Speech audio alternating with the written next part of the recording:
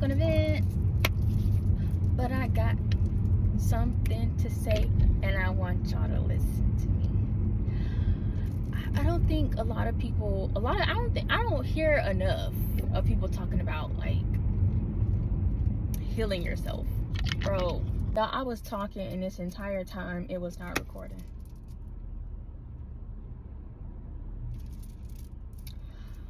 What I was really saying was that I don't hear enough people talking about the aspect of healing yourself. Like that is a next level skill. To be able to heal yourself is a next level skill.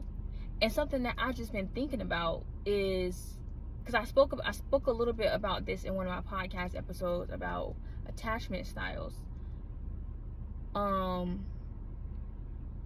Your attachment style, but this can vary. Once again, y'all, I'm not an expert. I don't have any psychological credentials. I don't have nothing like that. I'm a human being, and I'm an observer, and I'm a deep thinker.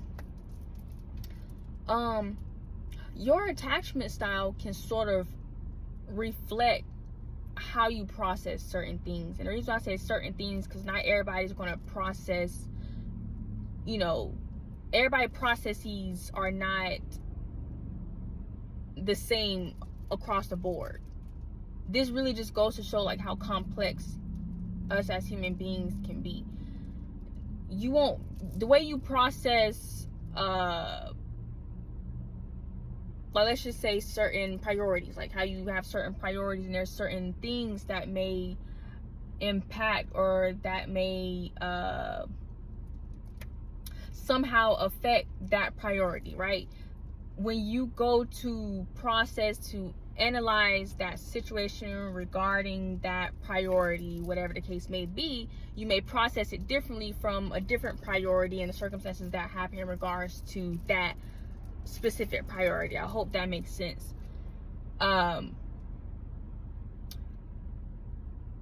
So in regards to you healing yourself, depending on whatever attachment style that you may have, it may reflect how you process whatever experience, circumstances, whatever the case may be. It may reflect how you process that to be able to heal yourself. Because I know, and I'm speaking on this too, but like there's a lot of people that talk about like,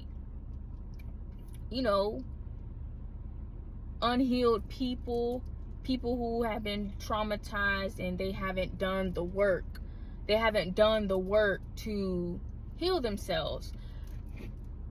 And I don't know, something I've just been thinking, like, I think whatever attachment style but then again, you don't have to necessarily have like just one single attachment style. You can have a combination. They just, when they play out, it just may vary based on the circumstances, based on the situation that you may find yourself in. But let's just say like you're somewhere in your attachment style, you're an avoidant, right? You're an avoidant, and there's been a situation, there's been a certain experience that you may have had that you may be avoiding something in regards to that situation. And so because you are avoiding it, there's an aspect of you that is not healing. And this is, again, this could be anything. This could be physical, external healing, but I'm more so speaking on internal healing. I'm more speaking on that. A lot of times the things that are reflected externally that needs healing are very much so connected to something that is more deeper, more internal. It always manifests, before it manifests externally, a lot of times it's already manifested and it already may be present internally. So internally, a lot of us are not healed. And I think a reason why a lot of us are not healed or not having a successful time in being able to heal ourselves internally is because whatever our attachment style may be, it is preventing us from being able to acknowledge those internal wounds, to be able to actually you know, nurture those wounds. And so I'm saying all this to say, like, it's just something that nobody really talks about. At least for me, I don't hear a lot of people talking about, like, healing yourself, because that is really like a very high level skill.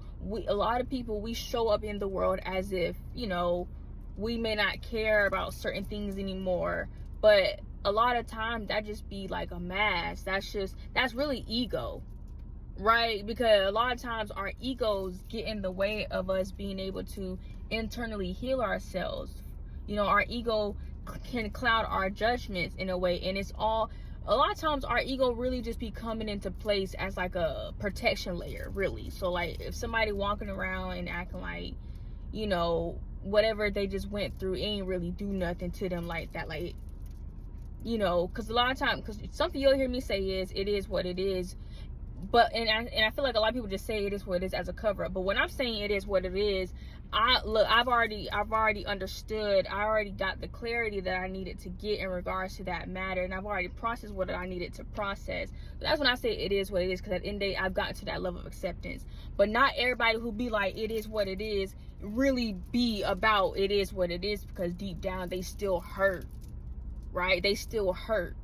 And let's just say they can have another circumstance, they can have another experience that may be very similar to the one that inflicted some pain, inflicted some hurt to them, that they was like, it is what it is.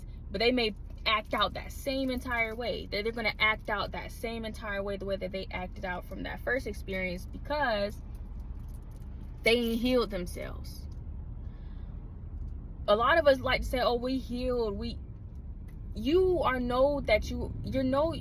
know if you're healed from something when you can no longer respond to an external factor the same way, if that makes sense.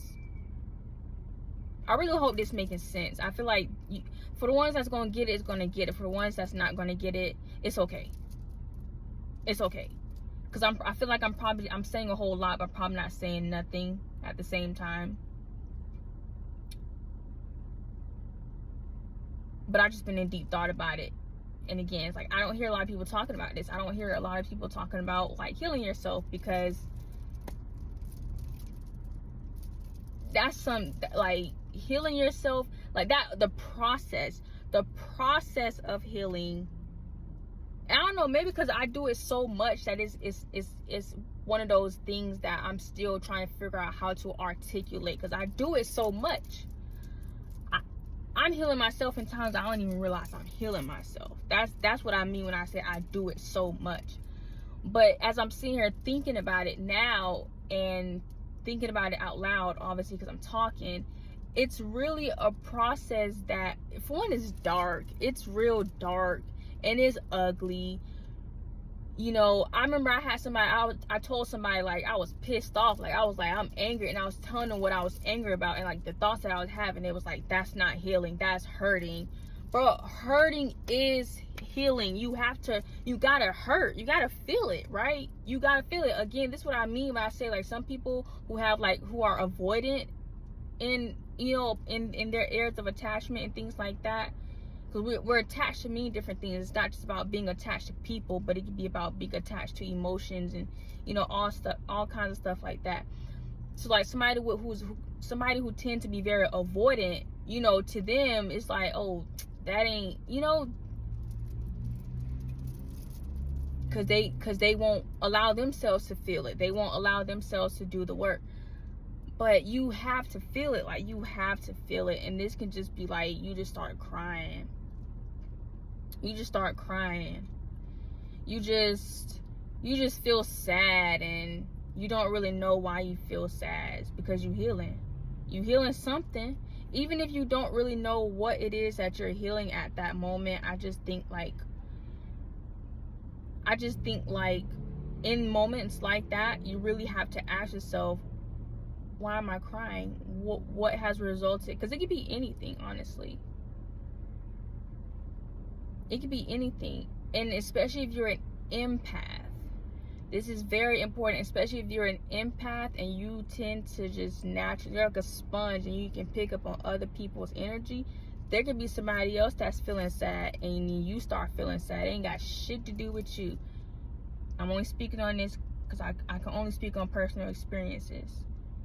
You know, so you gotta really sit with yourself and try to get an understanding, because you can't know something if you don't understand it. I already vented about the difference between knowing and understanding. Okay, in order to know something, you gotta understand it. In order to know something, you have to understand it. And what is understanding? Understanding is the process, and understanding is the analyzing of the information. You got to understand it. Okay, so when it comes to you, and when you feel those moments of sadness, or anger, it could be anything. You got to really sit with yourself. You got to really try to understand, why am I feeling like this? Where is this coming from? What has resulted? You got to ask yourself these questions. I've already spoken enough, and I'm gonna keep speaking on it. I don't like repeating myself, but I feel like I have to kind of repeat myself. One of the aspects to evolving consciously is being able to sit and ask yourself questions. You have to gain some understanding. That's what it is when you're coming into union with yourself. You got to sit with yourself. You got to ask yourself questions. You got to be your own teacher. You got to be your own student, right? That's really what evolving really is about. Student, teacher. Remaining a student, but willing to be a teacher to yourself. Anywho, yeah, depending on your attachment style, it could probably explain why you haven't really healed certain things. I really just said all of that just to say that. But for those of you that's doing the healing, that's doing the dirty, grimy work, because this shit dirty. This shit real dirty. This shit is not sunshine, rainbows, lollipops. This shit is not that at all. But to be able to still show up for yourself and have compassion for yourself, not be beating yourself down because you crying and shit, or you need, healing yourself. Healing yourself is how you vibrate higher. The more healed you are, the higher you vibrate, right? Why? Because